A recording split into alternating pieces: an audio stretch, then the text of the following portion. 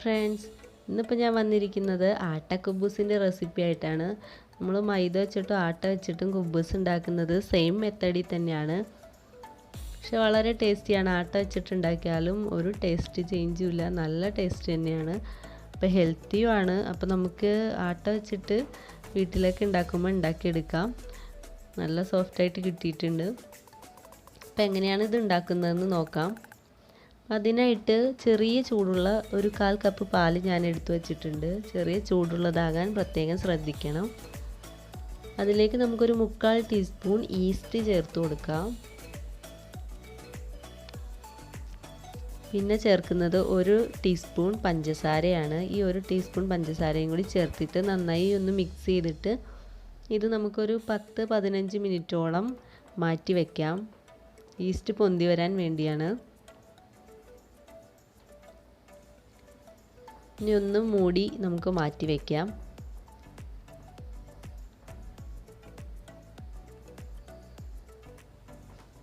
ഇപ്പോൾ ഒരു 10-15 മിനിറ്റ് കഴിഞ്ഞിട്ടുണ്ട്. ഈസ്റ്റ് നന്നായി പൊന്തി വന്നിട്ടുണ്ട്. ഇനി നമുക്കിത് ഉപയോഗിച്ച് ആട്ട കുഴച്ചെടുക്കാം. നമ്മൾ ചപ്പാത്തിക്കൊക്കെ കുഴക്കുന്ന അതേപോലെ തന്നെ കുഴച്ചെടുക്കുക. അതിനായിട്ട് ഞാനൊരു 4 കപ്പ് ആട്ടപ്പൊടിയാണ് എടുത്തു വച്ചിട്ടുള്ളത്. അപ്പോൾ ആവശ്യമുള്ളവർക്ക് ഇതിലേക്ക് ഒരു 1/4 കപ്പ് മൈദ കൂടി ആഡ് ചെയ്യാം. ഞാൻ ആഡ് ചെയ്യുന്നില്ല. ഇനി ആവശ്യത്തിനുള്ള ഉപ്പ് ചേർത്ത് കൊടുക്കാം.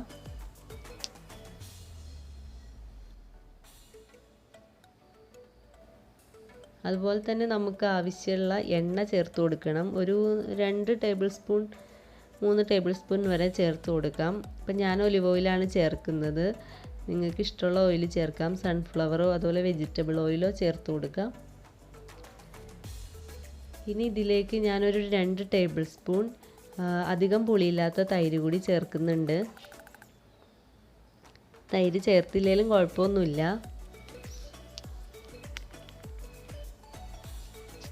ഇനി നമ്മളുടെ ഈസ്റ്റിൻ്റെ മിക്സറും കൂടി ഒഴിച്ചിട്ട് നന്നായി ഒന്ന് മിക്സ് ചെയ്തെടുക്കാം.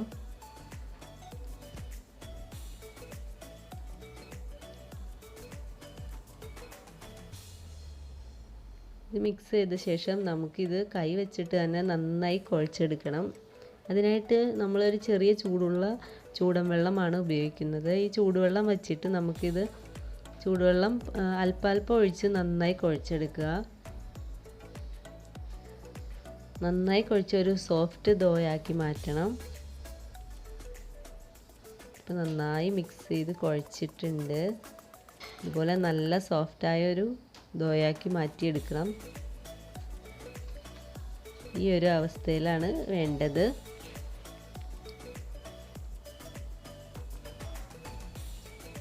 ഇനി നമുക്കിത് ഒരു പൊന്തി വരാനായിട്ട് വയ്ക്കണം. അതിന് വേണ്ടി നമ്മൾ ഇത് ഉണങ്ങി പോകാണ്ടിരിക്കാൻ വേണ്ടി അല്പം എണ്ണ കൂടി ഇതിൻ്റെ മുകളിൽ തടകിയ ശേഷം മൂടി വയ്ക്കാം. നമുക്കൊരു കിച്ചൺ ടവൽ നനച്ചിട്ട് അത് ഇതിൻ്റെ മുകളിലിട്ട് കൊടുക്കാം. അല്ലെങ്കിൽ നമുക്കിത് ഒരു നല്ല മൂടി വെച്ചാലും മതി. അങ്ങനെ ഒരു 3 to 4 മണിക്കൂർ വരെ റെസ്റ്റ് ചെയ്യാൻ വയ്ക്കാം. അതിനുശേഷം ഇത് ഡബിൾ സൈസായി കിട്ടും. എന്നിട്ട് നമുക്ക് കുബൂസ് തയ്യാറാക്കാം. ഇത് ഞാൻ മൂടി വയ്ക്കുകയാണ്. ഇതിപ്പം ഒരു 3-4 മണിക്കൂറിന് ശേഷം നല്ല പൊന്തി വന്നിട്ടുണ്ടാവും. ഡബിൾ സൈസ് ആകും. അപ്പോൾ അതിന് ശേഷമാണ് നമ്മളിനി കുബൂസ് ഉണ്ടാക്കുന്നത്. ഇതിപ്പോൾ ഒരു 3.5 മണിക്കൂർ കഴിഞ്ഞിട്ടേ ഉള്ളൂ. നല്ല ഡബിൾ സൈസിലും കൂടി വന്നിട്ടുണ്ട്. നല്ല പൊന്തി വന്നിട്ടുണ്ട്. ഇനി നമുക്കിത് ഒരു അല്പം കയ്യിലൊരു എണ്ണ കൂടി തടവിയിട്ട് ഒന്നുകൂടെ ഒന്ന് കുഴച്ചെടുക്കാം. ഒത്തിരി നേരമൊന്നും കുഴക്കണ്ട. ജസ്റ്റ് ഒന്ന് കുഴച്ച് റോൾ ചെയ്തെടുക്കാൻ വേണ്ടി ശരിയാക്കിയാൽ മതി.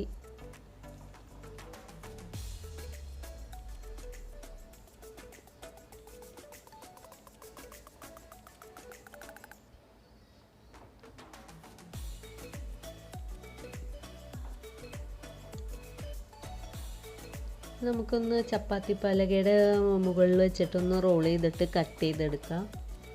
നമുക്ക് ആവശ്യമുള്ള വലുപ്പത്തിൽ കട്ട് ചെയ്യാം. നമ്മൾ ചപ്പാത്തിക്കൊക്കെ ഉണ്ടാക്കുന്ന ഉരുളനേക്കാൾ ഒരു അല്പം കൂടി വലുതാണെങ്കിൽ നന്നായിരിക്കും.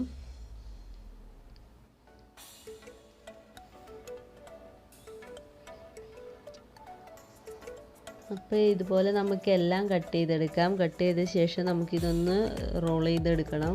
നന്നായി റോൾ ചെയ്തെടുക്കാം. എന്നിട്ട് ഓരോന്നായി പരത്തിയെടുക്കാം.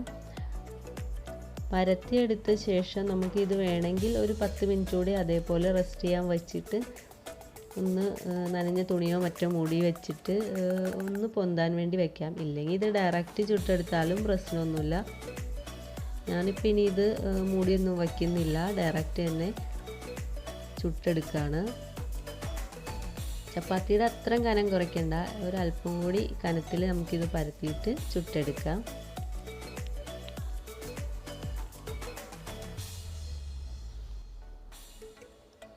നല്ല ചൂടായ ഒരു തവയിലേക്ക് ഇട്ട് കൊടുക്കാം.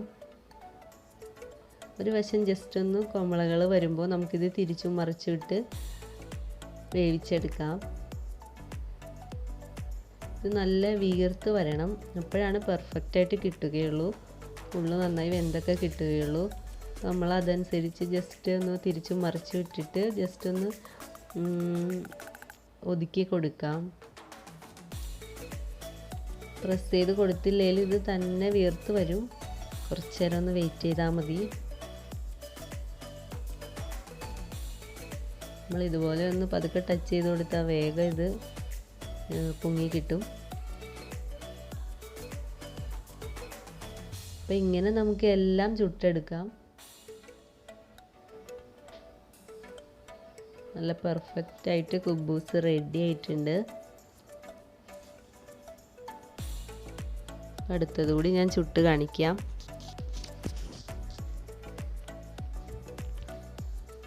നമുക്കൊരു തുണി വെച്ചിട്ട് ഇതിൻ്റെ മുകളിൽ പതുക്കെ ഒന്ന് പ്രസ് ചെയ്ത് കൊടുത്താലും മതി. അതാണ് വളരെ എളുപ്പമാണ്. തുണി വെച്ചിട്ട് ഇങ്ങനെ പ്രസ് ചെയ്ത് കൊടുക്കുകയാണെങ്കിൽ വേഗം തന്നെ പൊങ്ങി വരികയും ചെയ്യും.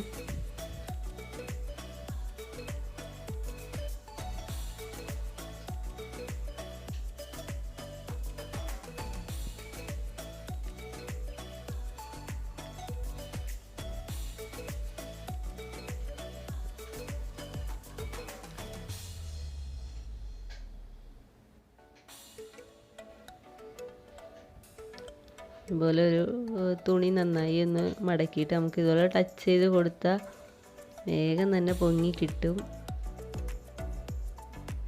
ഇതുപോലെ എല്ലാം നല്ല പെർഫെക്റ്റായിട്ട് ചുട്ടെടുക്കാം. അങ്ങനെ നമ്മുടെ വീട്ടിലുണ്ടാക്കാൻ പറ്റിയ നല്ല കുബൂസ് റെഡി ആയിട്ടുണ്ട്. വളരെ ടേസ്റ്റിയാണ്. നമ്മളിനി ഇത് ഷോപ്പിൽ നിന്നൊന്നും വാങ്ങേണ്ട കാര്യമില്ല, വീട്ടിൽ തന്നെ പെട്ടെന്ന് തന്നെ ഉണ്ടാക്കിയെടുക്കാൻ പറ്റും. ഇത് ഇഷ്ടപ്പെട്ടാൽ എല്ലാവരും ഉണ്ടാക്കി നോക്കാൻ മറക്കരുത്. അതുപോലെ തന്നെ ലൈക്ക് ചെയ്യാനും കമൻറ്റ് ചെയ്യാനും ഈ റെസിപ്പി ഇഷ്ടപ്പെട്ടാൽ ഈ ചാനൽ സബ്സ്ക്രൈബ് ചെയ്യാനും മറക്കരുത്.